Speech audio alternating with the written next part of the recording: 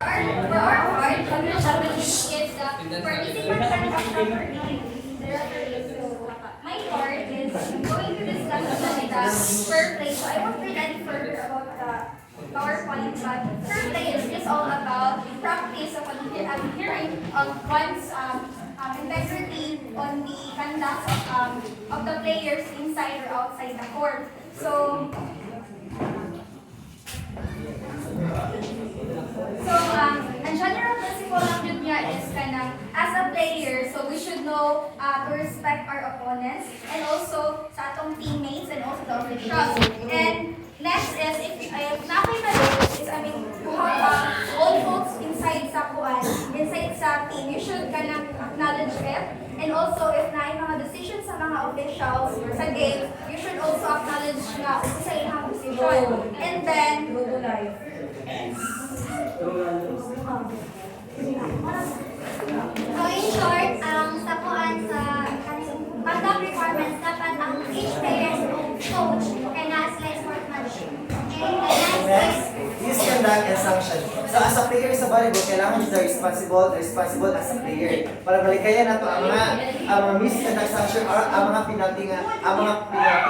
So first, we have minor offenses like first offense issuing result in a verbal warning to the team captain. So, ganito part na magdulan na tayo. As a team captain, natin makita nga giling mao. Siyempre, na may referee, dapat na referee rin siya makapaglikta, magkapilaglo sa mga siya warning sa ato ang team captain.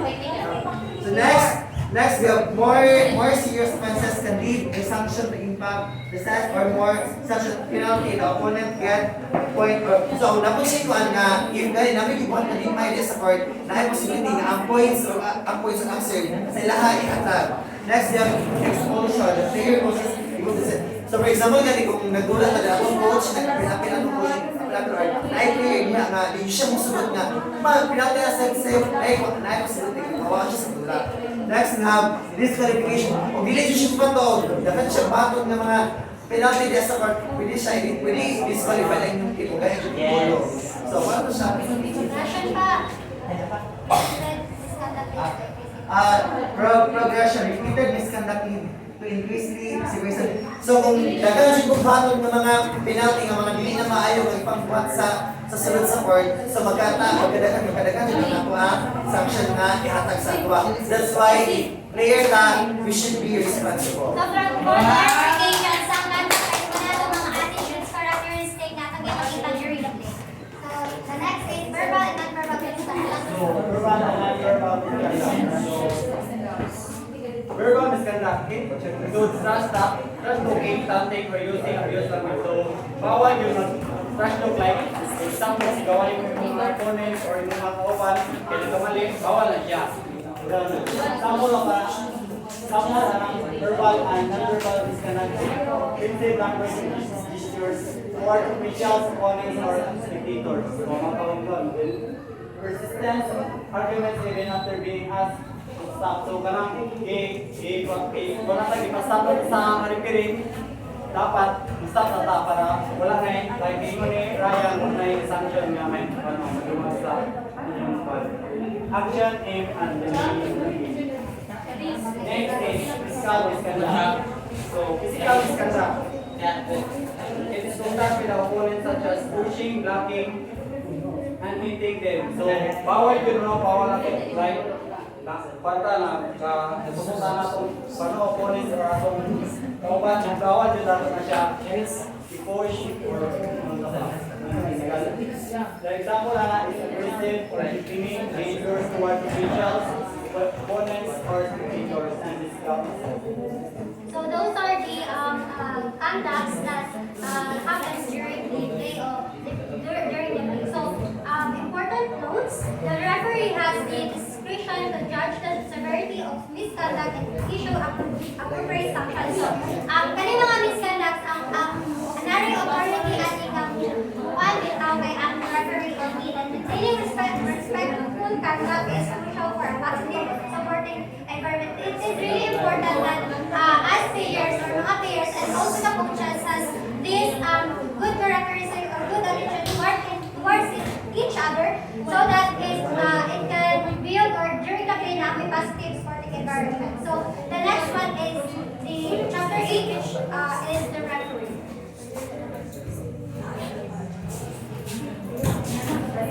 So let's proceed sa first referee. So, ang first referee, So the referee team compositions, there are the first referee, the second referee, the challenge referee, and the third referee, the scorer, 4 or 2-line judges. So the first that they will tackle is with the first referee.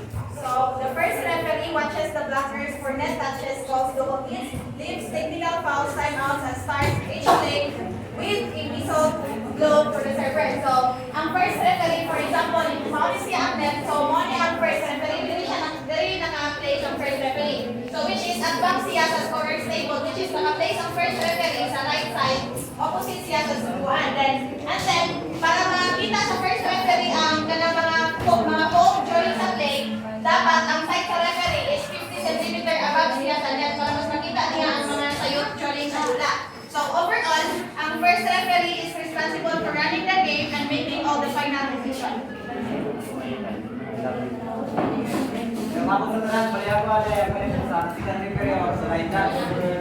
So, kaya ako video sa ila sa second referee. Bali ang second referee dia ay naka-position sa grid opposite side sa first referee. Bali ang first referee di ba dali? So ang second referee na sa dali sa scoring table. Bali ang ginagawa ko sa second referee siya mong tawag whistle para musunod ang mga para sa kanyang bola. So pagsugod na sa dula, naka-focus yung panahon dili sa scoring game dili sa receiving game dili sa serving game. Bali yang kita lawan ko ang mga tao ang posisyon nila ba wala naman ang bali yung posisyon kay omong na yan sa responsibility niya. So pag-serve na niya at isa focus. Maabot na nila yung bola niya bali na isa focus. Bali na sa drive para nila sa focus. Kaya ang kuha na niya para makalaw siya sa ibabag siyempre. May posibilidad niya mo-attack kung direo.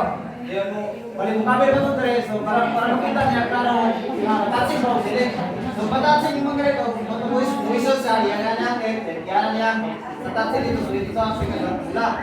So, then pag kumana na, so dilipan mo na ang serve na yun. So pwede sa siyang matras kamay para sa pikang kilid, umabay sa dito sila, di ba tayo para makakuha niya. Wala na, palayan mo sa balik na sa kuhan.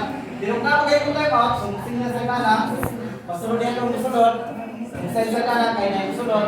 Yung balik na muli, kung kayo kung tayo out, so muli sunod sa lumana, yun, balik 30 sikas sa yung tanong mata. Pero, maaungan mo yung 30 sikas sa dili, basta mga 30 sikas, mulis na po sa balik na mula.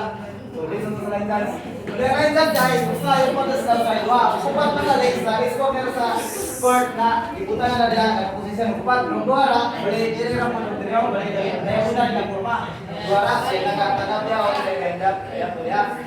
Yan ang responsibility niya ako sa akin. Kung makita ko lang, balik siya siya sa naraw, o siya na po. Yung nung pwede nila sa katanga, nakinagan mo ka, baka pa lugin ba ako ka, pwede siya sa kanila. Dapat kau sana berubah, dapat cepat berubah di kamu langsung kamu itu ya.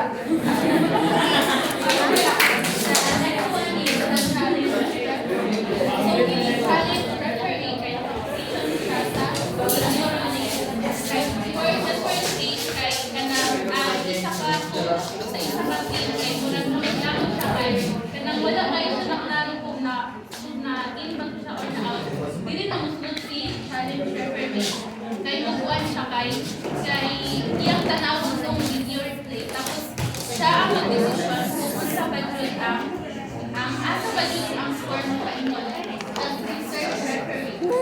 Ining reserve referee kay ining different reason siya nga magsag-decision siya sa kanang katong referee nga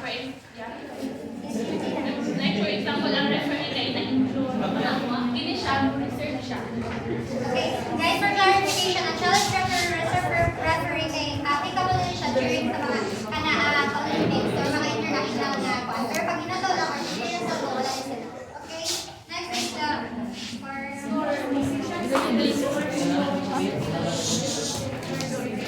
So, ang scorer dapat